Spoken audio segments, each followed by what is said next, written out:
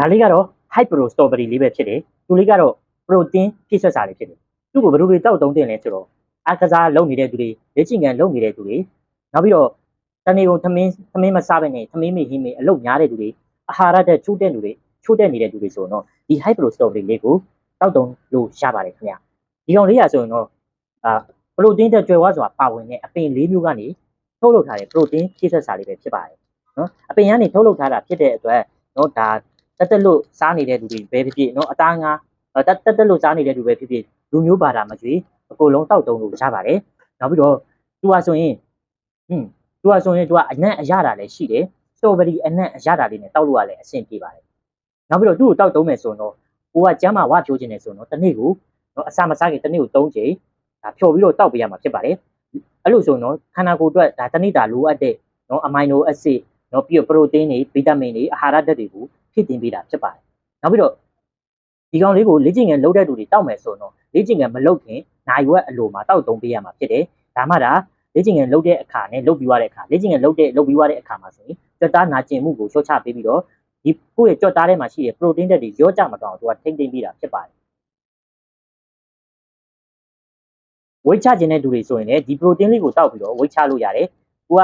အစာစားမယ့်နေရာမှာဥပမာညနေစာစားမယ့်နေရာမှာကိုကဒါလေးကိုအစားထိုးပြီးတောက်ပေးလိုက်မယ်ဆိုရင်လိုအပ်တဲ့အာဟာရတွေကိုဖြည့်တင်းပေးတဲ့အပြင်မှာအဆီပိုတွေမတက်အောင်လည်းကိုကနော်ဒါထိမ့်သိမ့်ပေးလိုက်တာဖြစ်ပါတယ်ခင်ဗျနော်အဲ့တော့ကိုကဝိတ်တက်ခြင်းနဲ့ဝိတ်ဝါခြင်းတဲ့အခါမှာပဲတောက်မလားဒါမှမဟုတ်ပိတ်ခြင်းတဲ့အခါပဲတောက်မလားတောက်လို့ရပါတယ်ခင်ဗျနော်ဟိုကျွန်တော်တာမန်လူတွေကျမ်းမာကြီးထိမ့်သိမ့်ဆောက်ရှောက်ခြင်းတဲ့လူတွေဆိုရင်လည်းတောက်လို့ရပါတယ်သူကတော့ကျွန်တော်တနေ့တာတော့လိုအပ်တဲ့ခန္ဓာကိုယ်အတွက်လိုအပ်တဲ့အာဟာရဓာတ်တွေကိုဖြည့်တင်းပေးတာဖြစ်တယ်အားကစားလုပ်တဲ့သူမှာတောက်ရတာမဟုတ်ဘူးကျမ်းမာကြီးကိုစောက်ရှောက်တဲ့သူတွေဆိုရင်လည်းတောက်လို့ရပါတယ်။ဒါဆိုရင်ရေရဆိုရင်တော့ကျွန်တော်တို့ဒီကောင်ကိုဖြော်တောက်မယ်ဆိုတော့ဒီရေဘူးလေးထဲမှာထည့်ပြီးတော့ဖြော်တောက်ရင်ပို့ပြီးတော့ကောင်းတယ်။ရေရဆိုတော့အနည်းဆုံး150အများဆုံး250မီလီလီတာအထိထည့်ပြီးတောက်လို့ရတယ်။အားကစားလုပ်တဲ့သူဆိုတော့ရေအပြည့်ထည့်တောက်ပေါ့နော်။ရေနည်းနည်းလေးထည့်တောက်ရင်တော့ကျွန်တော်တို့အရသာပိုရှိတာပေါ့။ဒါပေမဲ့တော့ကျွန်တော်တို့ကအားကစားလုပ်တဲ့သူတွေဆိုတော့ရေတောက်ဖို့ပို့လို့ရတယ်။ရေနည်းနည်းထည့်လိုက်တော့သူကအရအချိုရော့လာအရသာတော့နည်းနည်းပေါ့ပါတယ်။အာနိတင်တော့ဒါသူ့ရဲ့အာနိတင်ပေါင်တစီအာနိတင်တော့မလျော့တော့ဘူးနော်။ဒီဓာတ်လေးကိုကျွန်တော်ထည့်လိုက်ပြီနော်။သူကပုံမှန်ဆိုတော့ဒီအထုပ်ထဲမှာသူကအဖြူရောင်လေးဒါနဲ့ဒါလေးကိုကျွန်တော်အခုဖြော်လိုက်နော်ဒီအမုံလေးကိုကျွန်တော်ရေထဲထည့်ပြီးတော့ဒီလိုခလောက်လိုက်တဲ့အခါမှာဆိုရင်သူကပန်းရောင်လေးပြောင်းသွားတယ်ဗျနော်စတော်ဘယ်ရီအနံ့ရတာဖြစ်တယ်သူကစတော်ဘယ်ရီရဲ့အရောင်လေးပြောင်းသွားတယ်ခင်ဗျနော်မတွေ့တာမသိဘူးနော်ပန်းရောင်လေးပြောင်းသွားတယ်အဲ့တော့နည်းနည်းလေးကြာလေးလှုပ်ပေးလိုက်နော်အဲ့တော့အရသာကောင်း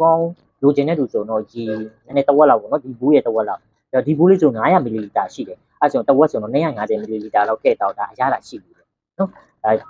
ရေဟိုဘလို့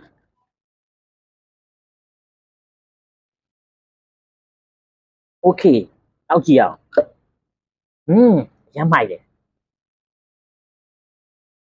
ရမ်းကောင်းအဲ့တော့ဒီ hyper strawberry လေးရဆိုရင်ကျွန်တော်တို့သမင်းမေဟင်းမေအလုပ်လုပ်တဲ့သူတွေတွက်လည်းအရမ်းကောင်းတယ်ကျွန်တော်ကတော့လေ့ကျင့်ငယ်အဓိကလေ့ကျင့်ငယ်လုပ်တဲ့သူတော့မဟုတ်ဘူးကျွန်တော်ကဘယ်လိုပြောမလဲဆိုတော့အလုပ်များနေတဲ့သူဖြစ်တယ်အားကြရင်နေ့လေစာစားဖို့တော့မှကျွန်တော်ကတတိမိသွားတာမျိုးကြီးစားတတိတော့ရတယ်ကျွန်တော်အလုပ်တွေများနေမစားသေးတာမျိုးရှိတယ်နေ့လေစာကိုညစာနဲ့ပေါင်းစားလိုက်တယ်အဲ့ဒီခါကျကျွန်တော်ခန္ဓာကိုယ်အာဟာရဓာတ်တွေ